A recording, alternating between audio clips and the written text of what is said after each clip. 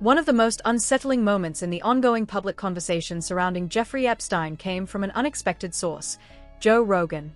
During a podcast discussion, Rogan read aloud a disturbing email allegedly connected to Epstein's communications and visibly paused mid-conversation, struggling to process what he was seeing in real time. The reaction wasn't theatrical or polished. It felt instinctive, almost like someone suddenly realizing how deep and disturbing the situation might actually be. Rogan's perspective on Epstein has drawn attention because, unlike many public figures who cross paths with Epstein socially or professionally, Rogan claims he rejected an invitation to meet him years earlier. According to Rogan, physicist Lawrence Krauss once attempted to arrange a meeting after Epstein had watched clips of Rogan's podcast and expressed interest in speaking with him. Rogan's response was immediate disbelief. After briefly researching Epstein online, he reportedly decided he wanted nothing to do with him. What made the story even stranger was Rogan later discovering that his refusal appeared inside official Epstein-related files. Rogan joked that he ended up in the documents for not going, framing himself as someone who saw warning signs early and intentionally kept his distance. From that position, he began publicly dissecting the released Epstein records with increasing intensity, often expressing frustration over how much information remained hidden or unexplained. The release of massive batches of Epstein-related documents dramatically expanded public fascination with the case. Millions of pages containing emails, flight logs, financial records, FBI communications, and legal materials fueled widespread speculation about the extent of Epstein's network and the people connected to it. Public debate intensified further after lawmakers criticized authorities for redacting names of alleged abusers while failing to sufficiently protect victims' identities. To critics, that imbalance suggested institutional priorities that many found deeply troubling. Another major point of controversy involved claims about coded language inside the documents. Online investigators and some public officials argued that certain repeated terms, such as references to pizza or other seemingly unrelated phrases, might have been used symbolically rather than literally in private communications. Some commentators suggested the language could indicate hidden meanings connected to criminal activity, although many of these interpretations remain disputed and unverified. Nonetheless, the unusual wording fueled broader conspiracy theories surrounding Epstein's social circle and the secrecy of elite networks. Among all the names associated with Epstein, one figure especially caught Rogan's attention: Les Wexner, the founder of L Brands and longtime force behind Victoria's Secret. Rogan became particularly focused on Wexner because Epstein had reportedly leveraged his association with the retail mogul to establish credibility. According to released records and long-standing reports, Epstein presented himself as someone capable of helping young women secure opportunities in the modeling industry through Victoria's Secret connections. That affiliation allegedly became one of the key ways Epstein gained trust and influence. What disturbed Rogan most was the scale of trust Wexner appeared to place in Epstein. Despite Epstein lacking traditional credentials expected of someone managing enormous wealth, Wexner granted him significant control over financial and business matters. Rogan openly questioned how such an arrangement could exist and speculated about whether the public fully understood the true nature of their relationship. His comments reflected a larger frustration shared by many observers: the sense that some of the most powerful individuals tied to Epstein still have unanswered questions surrounding their involvement. The controversy deepened when reports emerged that portions of documents referencing Wexner had initially been redacted before later being revealed under public and political pressure. To critics, that decision reinforced suspicions that certain influential figures were receiving institutional protection. Whether intentional or procedural, the redactions added to growing public distrust surrounding how Epstein-related information has been handled over the years. At the center of all these discussions lies a broader concern about power, access, and accountability. The Epstein case continues to resonate not just because of the crimes themselves, but because of the extraordinary network of politicians, billionaires, academics, celebrities, and executives who appeared somewhere within his orbit. For many people, the unanswered questions are no longer only about Epstein. They are about the systems that allowed him to operate for so long while maintaining relationships with some of the world's most influential figures. Among the many public figures discussed in connection with the expanding conversation around Jeffrey Epstein, few names seem to unsettle Joe Rogan more than Bill Gates. For years, Gates cultivated the image of a tech billionaire who transitioned from aggressive corporate leadership into global philanthropy, funding health initiatives, vaccine programs, and humanitarian projects around the world. That carefully managed reputation made revelations about his association with Epstein especially jarring for many observers. When questioned publicly about spending time with Epstein, Gates admitted he regretted the meetings and apologized for the association. But Rogan viewed those statements less as simple regret and more as the cautious language of someone trying to contain reputational damage. What intensified the speculation were references in newly released documents suggesting Epstein believed he possessed compromising information about Gates. According to reported notes, Epstein claimed he had assisted Gates in sensitive personal matters and helped facilitate access to drugs. Whether those claims were exaggerated, self-serving, or entirely accurate remains unclear, but the implication that Epstein believed he held leverage over powerful individuals deeply disturbed many commentators. Rogan interpreted the situation through a broader lens. Rather than seeing Gates purely as a polished public figure, he argued that Epstein understood the private vulnerabilities and appetites of influential people and used that knowledge strategically. In Rogan's view, Epstein's power wasn't rooted only in money or connections. It came from gathering information that could potentially be used for influence, pressure, or protection. The release of older emails between Gates and Epstein-related contacts added even more fuel to public speculation, especially discussions about global health initiatives and pandemic preparedness that predated COVID-19 by several years. Rogan highlighted these communications because, viewed in hindsight, they appeared unusually relevant to events that unfolded later. While none of the emails prove wrongdoing, critics argued they contributed to a growing pattern that many people found difficult to ignore. Another figure whose name resurfaced repeatedly was Woody Allen. According to accounts discussed in the files, Epstein allegedly used Allen's celebrity status as a social lure, inviting people to dinners by promising access to famous directors, politicians, or elite cultural figures. Rogan interpreted this as evidence that Epstein had built an elaborate social network where prestige itself became bait. Invitations weren't just about conversation, they were about creating environments where powerful people felt important, connected, and indebted. Rogan described Epstein's world almost like a carefully engineered ecosystem. Access to celebrities, private flights, exclusive gatherings, and high-status relationships functioned as currency.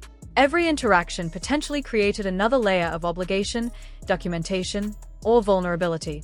Flight logs, photographs, emails, and witness accounts all became pieces of a system that some critics believe Epstein used to accumulate influence over powerful individuals. One image that particularly affected Rogan was the now famous painting reportedly displayed inside Epstein's Manhattan residence, a portrait of Bill Clinton wearing a blue dress and red heels. To Rogan, the artwork felt less like a joke and more like symbolic leverage, an intentionally provocative display hanging in a house frequented by influential guests. He speculated that the painting represented a subtle reminder of power dynamics inside Epstein's social world, the idea that Epstein collected compromising associations and displayed them almost like trophies. Clinton's long-documented ties to Epstein, including multiple flights aboard Epstein's private jet, have remained a subject of public scrutiny for years. Rogan argued that preemptive public statements defending Clinton before full document releases only intensified suspicion among audiences already questioning how deeply connected certain elites may have been to Epstein's network. As the conversation expanded beyond politicians and billionaires, internet speculation also began targeting celebrities whose public images centered around positivity and trustworthiness. Ellen DeGeneres became one of those figures after she and her wife reportedly relocated to the United Kingdom following increasing public controversies surrounding entertainment industry relationships and investigations connected to Sean Combs, known as Diddy. The move itself may have had ordinary personal or political motivations, but online theorists quickly connected it to larger narratives involving celebrity social circles. Those rumors intensified after Elon Musk resurfaced an old social media post in which Ellen affectionately addressed Diddy. Musk's subtle reaction online, using only an emoji, was enough to spark widespread speculation among internet communities already convinced that hidden connections existed among high-profile entertainers. At the core of Rogan's commentary is a recurring theme. The Epstein scandal, in his eyes, was never just about one man. It represented a vast network of influence where wealth, celebrity, access, and secrecy intersected. The deeper people dig into the records, the more they begin questioning not only Epstein himself, but the systems and relationships that allowed him to maintain proximity to some of the most powerful individuals in the world for so many years. The appearance of Ellen DeGeneres in portions of the Epstein-related document releases added another layer to the growing public fascination surrounding celebrity connections and hidden networks. Reports indicated that references tied to her show, media clips, and even her social media presence appeared in Epstein's archived materials. Fact-checkers later clarified that no direct evidence linked Ellen to criminal activity and no verified private correspondence between her and Jeffrey Epstein had surfaced. Still, For many online observers, the discussion became less about one isolated detail and more about broader behavioral patterns surrounding powerful public figures. Part of that scrutiny stemmed from Ellen's carefully crafted public image. For nearly 2 decades, her brand centered on positivity, generosity, and the phrase "be kind." Yet behind the scenes, former employees painted a dramatically different picture. In 2020, dozens of staff members from the Ellen DeGeneres show spoke publicly about what they described as a toxic workplace environment marked by fear, intimidation, and mistreatment. The allegations eventually triggered an internal investigation by Warner Brothers, leading to executive producers being removed and public apologies being issued. For critics, that disconnect between Ellen's public persona and private workplace culture became symbolic of a larger question. If someone could maintain such a polished image while serious internal problems existed behind the scenes, what else might audiences not fully understand about celebrity culture? That uncertainty fueled even more internet speculation after 2 tragic deaths connected to people within Ellen's orbit drew public attention. Stephen "Twitch" Buss, the beloved DJ and frequent presence on Ellen's show, died by suicide in late 2022. Around the same period, actress Anne Heche, who had previously been in a high-profile relationship with Ellen, died following a car crash that generated intense media coverage and online theories. Although there is no verified evidence connecting either tragedy to federal investigations involving Sean Combs, known as Diddy, internet communities began linking timelines and constructing narratives around overlapping celebrity relationships, secrecy, and hidden pressures within Hollywood culture. The atmosphere of suspicion intensified further during an episode of Joe Rogan's podcast when producer Jamie pulled up a social media post from Elon Musk. In the post, Musk suggested that Donald Trump appeared somewhere within unreleased Epstein-related documents. Rogan's reaction was immediate and visibly unsettled. More than the allegation itself, what seemed to disturb him was the implication that Musk might possess insider knowledge about records the public had not fully seen. Musk's own name has reportedly appeared in some Epstein-related document releases, though Musk has consistently denied visiting Epstein's island or participating in illegal activity. Rogan has largely distinguished Musk from other figures more directly connected to Epstein's travel records and social circle. Still, the timing and specificity of Musk's public comments added fuel to growing online speculation about who knows what, and how much information remains hidden from the public. Rogan has repeatedly expressed skepticism about the official explanation surrounding Epstein's death in federal custody. Like many commentators, he questioned how such a high-profile prisoner could die under circumstances involving malfunctioning cameras and procedural failures. Rogan openly suggested that powerful interests may have wanted Epstein silenced before he could expose influential people tied to his network. What troubles Rogan most, however, appears to be the broader pattern of institutional protection.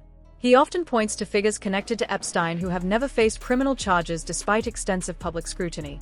Billionaires, executives, politicians, and entertainment elites repeatedly appear in discussions surrounding Epstein, yet very few have experienced serious legal consequences.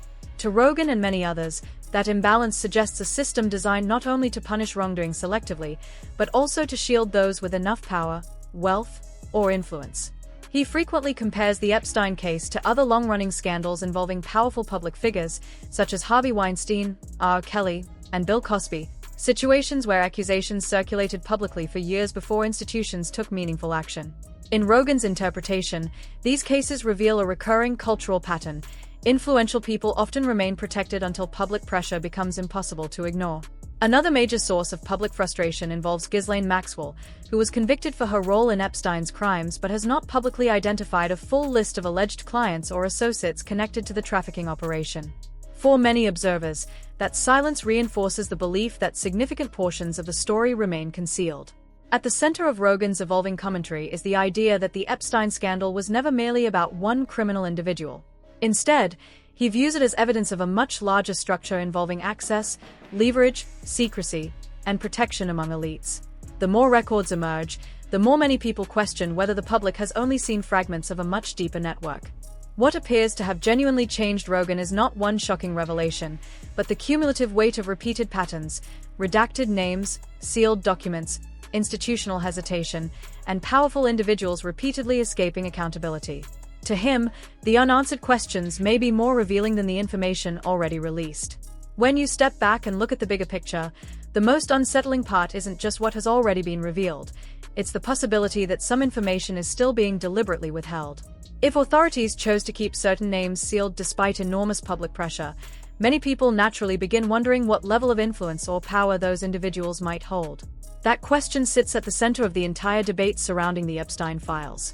Joe Rogan doesn't claim to have all the answers, but what separates him from many mainstream commentators is his willingness to keep asking uncomfortable questions in public. Whether discussing billionaire connections, political figures, celebrity relationships, or unexplained gaps in the investigations, Rogan has consistently pushed conversations that others often avoid. His approach resonates with audiences because he speaks less like a polished news anchor and more like someone genuinely trying to understand how such a massive network operated for so long without being fully exposed. That may also explain why Rogan's own name reportedly appeared in Epstein-related documents, not as a participant, but as someone Epstein allegedly attempted to connect with. Rogan has framed that detail almost symbolically. He believes he was exactly the type of influential media figure Epstein would have wanted inside his social world, yet he rejected the invitation immediately after learning who Epstein was. In Rogan's eyes, that decision matters because it highlights how Epstein's network seemed built around access, influence, and the recruitment of recognizable names. Throughout his discussions, several moments appeared to genuinely shake Rogan. One was the disturbing email referencing violent or disturbing video content. Another was the controversial artwork involving Bill Clinton displayed in Epstein's residence, which Rogan interpreted as symbolic leverage disguised as art. Then there was the live moment when Elon Musk posted claims online suggesting unreleased Epstein records might involve even more explosive political connections. Rogan's reaction in that moment reflected not just surprise, but concern over how much information may still remain hidden from public view. The larger issue, however, goes beyond any single celebrity or politician. The ongoing fascination with the Epstein case stems from a deeper fear that systems of wealth, influence, and institutional protection may operate differently for the ultra-powerful than they do for ordinary people. Every redacted document, sealed record, or unexplained omission adds to the suspicion that justice may not be applied equally when major political, financial, or cultural figures are involved. That's why the conversation surrounding these files continues to grow. For many people, it's no longer only about uncovering names, it's about understanding whether accountability truly exists at the highest levels of power. The unanswered questions have become just as significant as the evidence already released, and until those gaps are addressed transparently, public skepticism is unlikely to disappear.